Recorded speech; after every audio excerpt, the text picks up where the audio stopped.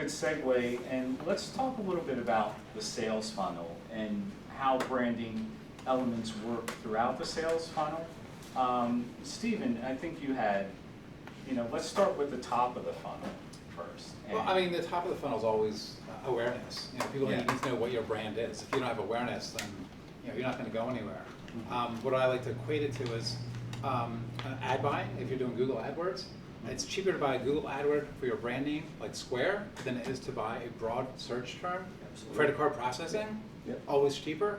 So if you're effective in your brand marketing and your awareness, your ad buys later down the line are going to be much, much cheaper. So it's something that people understand that equation. I see a nod over there by Jay. I think that's really, really critical. The other thing is social media. And somebody mentioned trust and value and trust. Social media is critical because that's where people learn from friends and family. Do I trust this product? Does this product have somebody I know? We were talking about this too, Cindy. So the more you can actually be active in your social media presence, the more you can head off bad turns. Because somebody will say negative about you. You have to stay on top of it. And people will appreciate that. The fact that you actually reach out to somebody who had a bad experience and they say, wow, this brand cares about me.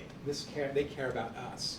And again, Facebook, et cetera, people will talk about brands they like.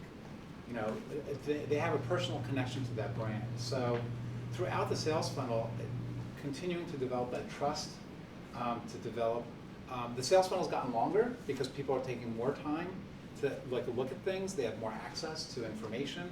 So the goal of a really strong brand identity would actually shorten that sales cycle. And you bring up an interesting point, which probably goes to retention, and sorry if I'm jumping ahead, but in my experience in customer service, we found that there is no more loyal customer than the one who had a problem, but you took care of them.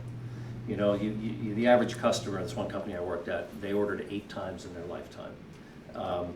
So if after order number 6, they had an issue with their order, it was late or it was wrong, and they had to call customer service, and, oh my gosh, we are so sorry, we're going to take care of it. If you handle that right, that customer becomes your single most loyal customer because they had 6 acceptable experiences. I ordered, I got it. It was what I expected. When I had a problem though, they hooked me up.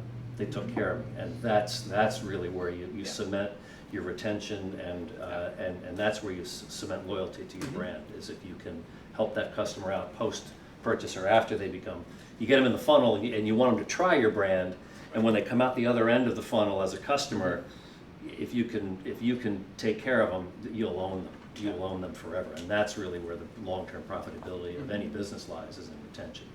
Yeah, I'm glad you mentioned loyalty because I'm thinking about some things that we buy on just by being reactive, like cable, like Comcast in my backyard, right? Terrible service. The minute somebody comes in, so you're buying them with frequency, you're buying them all the time. The minute somebody comes in and has a better product, they're gone. Or so $1 cheaper. $1 cheaper, right? They're going to be gone because they have not built brand loyalty. The fact that somebody just buys something over and over again does not mean that they're a loyal customer. Though I've got a counter, Cablevision, which I have in New Jersey, and I'm semi-technical, and I'm more technical than most guys my age, I would say, would be the best way to describe it. And you come home, you want to turn on the TV, TV's not working. And I've called Cablevision a couple of times, and there's an automated thing, and you get someone on the phone and they say, press this, do this, turn this off, turn it on again, and the TV comes back on. I love these guys. I mean, I hate paying them because the rates go up every year, but I gotta say, when I've had a problem, I have no internet. Like, I've got teenagers. That is the end of the world as we know it. Yeah. I need to fix this now, and it's happened, I would say, 3 or 4 times. I've gotten these people on the phone, press this, do this, turn this off, I'm going to ping the system. Is it on? Like, yeah. Wow. Again, I'm not a big fan of that utility, but I have to say, they figured out a way to turn my TV on when it didn't work. And for that, I continue to send them way too much money every month. I think it's, I know that you only asked about the top of the funnel, but I think it is hard not to talk through all the stages because then you see the big picture, right? And I want to talk in simple human terms, and I'm going to use the human example. Think about it as dating, right? in dating, I agree with Stephen. First and foremost, you need awareness. So the question is how branding informs the sales funnel. In the awareness phase, you want to be where your potential customers are. If you are dating, and let's say you want to date certain people at a certain time, if you want to date the artsy museum-going guys, show up at the museum. So in the awareness, by understanding your customer, you know where they are, and you are there for them. Because nowadays, the age of mass advertising is over. Even if you have $1 million, it's just a waste of money to put it on TV. You want to be where your customers, where your prospective customers are. And then the next stage in terms of the consideration, I call it as, really talk to them in their language. You really understand their needs. So for Jay, when it comes to Comcast, for him, speed is really important. He has teenagers, that's the end of the world for them. If I were the trainer in customer service at Comcast, I would say speed is very important to Jay. Make sure that you really talk to him in that language. So that's the consideration phase. You want to talk to their needs in their own language.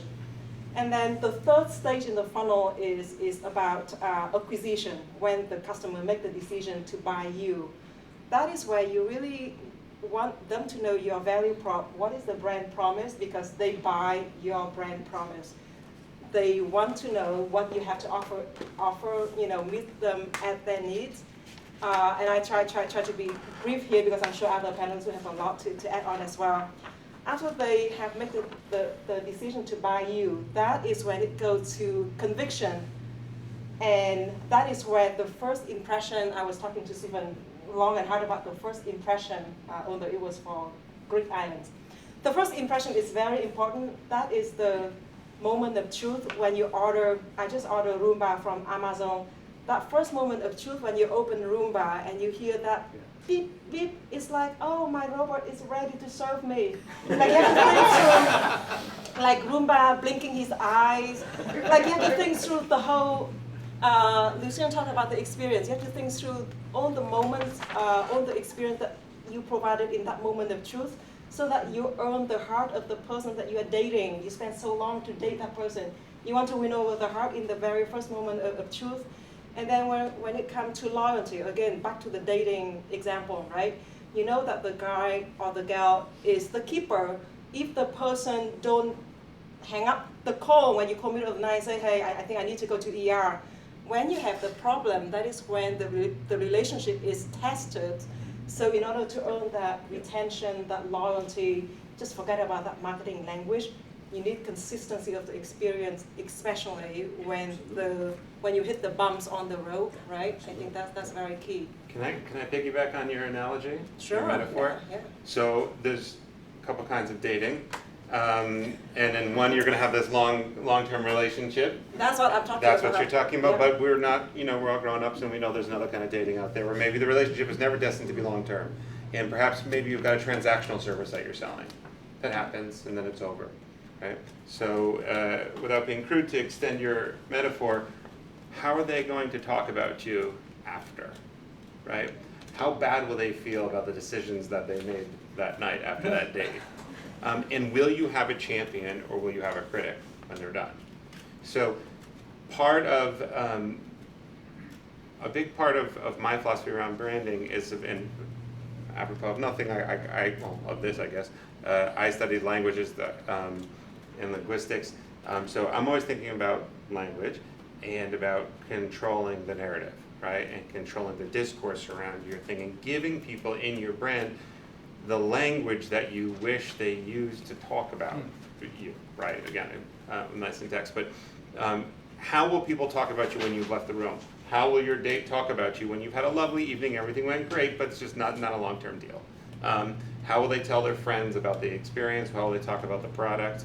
All of these things need to be baked into when you're doing these, and I'm jealous because I haven't had necessarily that in-depth experience that a bunch of you guys do, and Lucien, that you mentioned, but where you're really going deep and saying, this is not just who we are, but this is how we choose to be spoken about. This is how we identify, and we're going to buy through our traditional advertising, through our marketing, through our social media, through all kinds of other devices, even through our logo, we're going to define how people talk about us when we're not in the room.